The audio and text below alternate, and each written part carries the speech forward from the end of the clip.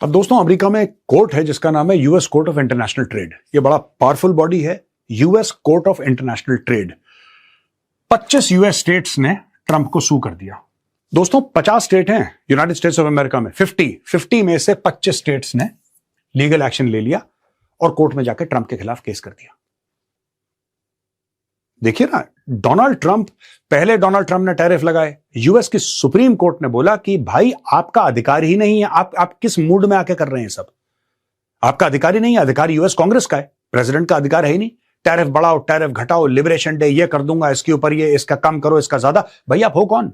आप नहीं कर सकते, आपके अधिकार क्षेत्र में नहीं है ये। फिर सुप्रीम कोर्ट ने बोला कि जो तुमने करीब $150 अरब थे, वो जहां तक मुझे याद है मोटा मोटी फिगर, फिर इनको बोला दूसरी कोर्ट ने, सुप्रीम कोर्ट ने पहला आदेश दे दिया, दूसरी कोर्ट ने बोला पैसे वापस करो, ये तुमने गलत पैसे लोगों से लिए, वापस करो। तो अब ये वापस करने की स्कीम बना रहे हैं कि कैसे वापस करें। यहां पे 25 स्टेट कहते हैं कि हमने केस कर दिया डोनाल्ड ट्रंप के ऊपर। अब दोस्तों ये टैरिफ के जो स्लैब्स हैं 10% एंड 12.5% ये हैं across 60 economies. India in lower 10% tariff category along with 16 other economies. 12.5 framework applies to certain products from EU, Taiwan, Japan, Korea and Switzerland. All other investigated nations face the full 12.5% duty. अब इसमें क्या game है? इसमें यह game है कि जहां पे लेबर इस तरीके से इस्तेमाल कर रहा है इलीगल, जैसे कोई अंडर एज है या किसी को पकड़ के स्लेव लेबर टाइप का जो होता है, ये सब अगर आप वहां से खरीदें, ठीक है। अब भारत अगर कोई चीज किसी से खरीद रहा है, इसका मतलब ये नहीं कि भारत के अंदर ये स्लेव लेबर हो रहा है, नहीं। इसका मतलब ये है कि भारत किसी थर्ड पार्टी से कुछ चीज खरीद रहा है, इंपोर्ट कर रहा है कोई चीज, उसकी फैक्ट्री में क्या हाल है, उसके चलते हुए अगर वो फैक्ट्री में कोई इस टाइप का गलत किस्म का लेबर इस्तेमाल कर रहा है जो कि ह्यूमन राइट्स के खिलाफ है, तो फिर भारत को ज्यादा टैरिफ देने पड़ेंगे। यानी कि फिर भारत जाएगा वहां पे, चेक करेगा तुम्हारी फैक्ट्री में, डेली अटेंडेंस लेगा। इट्स इम्पॉसिबल फॉर इंडिया और एनी अदर कंट्री, कोई भी मुल्क ऐसे मॉनिटर नहीं कर सकता। आप टर्म्स एंड कंडीशंस डाल सकते हैं कि साहब आपके देश में ये नहीं होगा, ये नहीं होगा। पीठ पीछे फैक्ट्री में कौन है, क्या है, nobody knows. How can you verify all the time? You can't verify all the time यार, आप नहीं कर सकते। पर डोनाल्ड ट्रंप ने बोला कि मैं तुम्हारे ऊपर टैरिफ। अब स्टेट ने बोला है कि भाई ये प्रेसिडेंशियल अथॉरिटी को एक्सीड करने वाली बात है। ये जो 25 स्टेट हैं ये कह रहे हैं कि भाई आपकी अथॉरिटी है ही नहीं, आप कर ही नहीं सकते। आपको ये अनुमति किसने दी, परमिशन किसने दी ये सब करने के लिए? You have to take permission from Congress, you can't do it. आप नहीं कर सकते, आपके अधिकार क्षेत्र में है ही नहीं, आपने गलत काम किया है। दूसरी चीज कह रहे हैं कि जो बिजनेसेस हैं अमेरिका में, बिजनेसेस हैं, जो कंज्यूमर्स हैं, उनके ऊपर इंपैक्ट होगा। अमेरिका में चीजें महंगी होती चली जा रही हैं, आप टैरिफ लगा रहे हैं अपने लोगों को, जो आपको जिन्होंने वोट दिया है उनको खुश करने के लिए। वो खुश भी नहीं है, पर आपने ऐसा चूरन बांट रखा है कि अगर मैं भारत के ऊपर टैरिफ लगाऊंगा तो फिर भारत हमें पैसा देगा। भारत तुम्हें क्यों पैसा देगा यार? टैरिफ तो इंपोर्ट टैक्स होता है।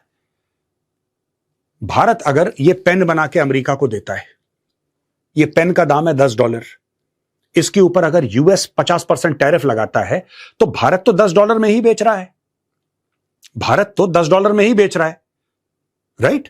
जब भारत इसको $10 पे बेच रहा है और इसके ऊपर 50% टैरिफ लग रहा है, यानी कि 10 का 50% हुआ $5, तो 10 और 5 हुए $15, यानी कि अमेरिका में ये $15 का बिकेगा। अच्छा, बिकेगा किसको? जो खरीदेगा। खरीद कौन रहा है? यहां से इंडियन फ्लाइट पकड़ के अमेरिका जा रहा है पेन खरीदने के लिए, वो तो अमेरिकन खरीद रहा है वहां पे। ये ट्रंप ने सबको चूना लगा दिया। इंपोर्ट इतना टैक्स आ रहा है। अब जो लोग ज्यादा इंटरेस्ट नहीं लेते, लोगों का ये रहता है ना कि people are very they get swayed by slogans. लोगों को डिटेल पता ही नहीं है क्या हो रहा है, बस लोग आवेश में आके, तो इसके भी जितने भी सपोर्टर हैं आवेश में आ गए।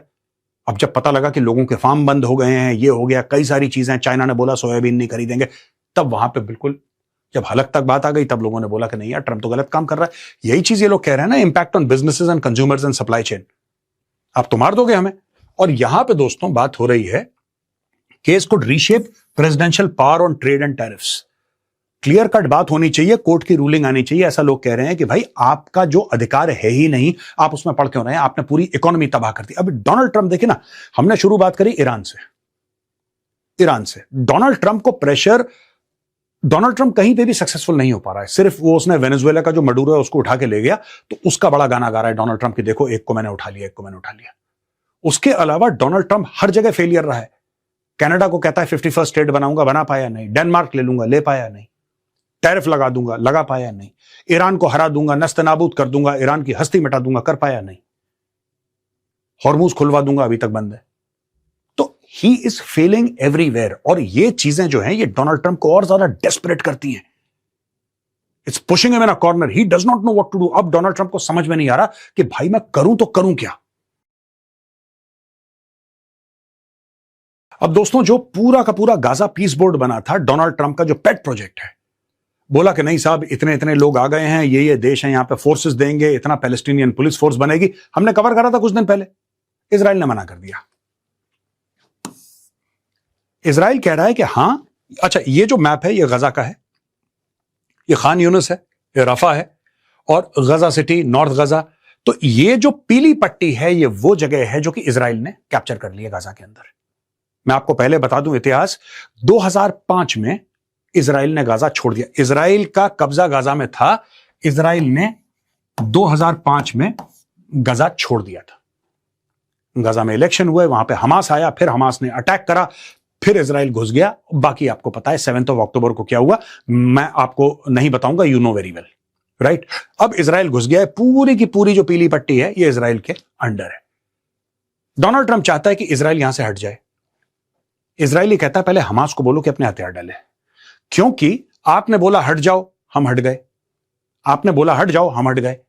हम हट गए, हमास ने फिर अटैक कर दिया। Who will be responsible? तो आप सबसे पहले, हम तो देश हैं, हम तो देश हैं, हमास कोई देश थोड़ा ना है, Hamas is a terrorist organisation. आप पहले हमास को बोलो अपने हथियार डालें, आप वेरीफाई करो हथियार डल गए, हम पीछे हट जाएंगे। यहां पे नेतन्याहू ने मना कर दिया है, no military withdrawal before Hamas disarms, disarmament remains की precondition for ending operations, Hamas continues to reject Israeli demands. यहां पे हमास ने मना कर दिया है।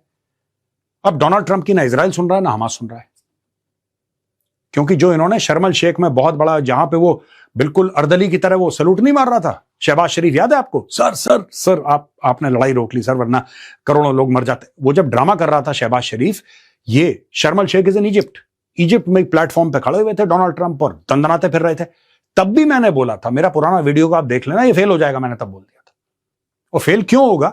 क्योंकि संधि किसके बीच में, लड़ाई किसके बीच में हो रही है? इजराइल और हमास के बीच में, और उधर ना इजराइल है ना हमास है। लो कर लो बात। ये आपस में ही पता नहीं हैप्पी बर्थडे मना रहे हैं, और जिसका बर्थडे वो है ही नहीं वहां पे। ये देख लीजिए, ceasefire negotiations remain stalled. The yellow line is the term used to refer to the demarcation line behind which the Israeli forces continue to base themselves in Gaza. तो ये चीज है दोस्तों। बताने की बात सिंपल सी है कि 3 चीजें हुई हैं। एक तो डोनाल्ड ट्रंप फिर यूटर्न ले लिया, टैको बन गया वो। Trump always chickens out. Donald Trump ने बोल दिया कि मैं हमला करने वाला था, बर्बाद कर देता, लेकिन ठीक है 4 दिन के बाद करूंगा। Again he is chicken out, U turn लिया ट्रंप ने और गायब हो गया। दूसरी चीज, यूएस मिलिट्री ने, जो सेंट्रल कमांड है उनका, सेंट्रल कमांड ने सबको ईमेल भेजी है, अपना फीडबैक दो, ये लड़ाई हम कैसे जीत सकते हैं, हम कैसे नुकसान पहुंचा सकते हैं। अब ये लोगों से पूछ रहे हैं, अपने सिस्टम में एनालिस्ट से पूछ रहे हैं कि तुम बताओ कैसे हो सकता है, तुम बताओ। Most unusual to send an email.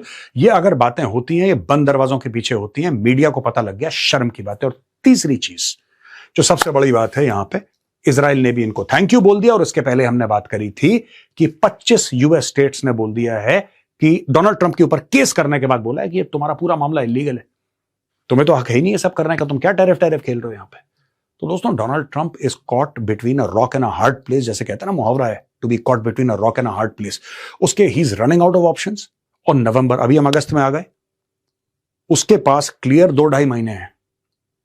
2-2.5 महीने के अंदर अगर ट्रंप ने जादू कर दिया तो ट्रंप ने जादू कर दिया। अगर ट्रंप ने जादू नहीं किया तो वो मिड टर्म इलेक्शंस नवंबर में हार जाएगा। और अगर हार गया, अगर वो हार गया और मेजॉरिटी हो गई डेमोक्रेट्स की, ये ट्रंप का जीना दुश्वार कर देंगे।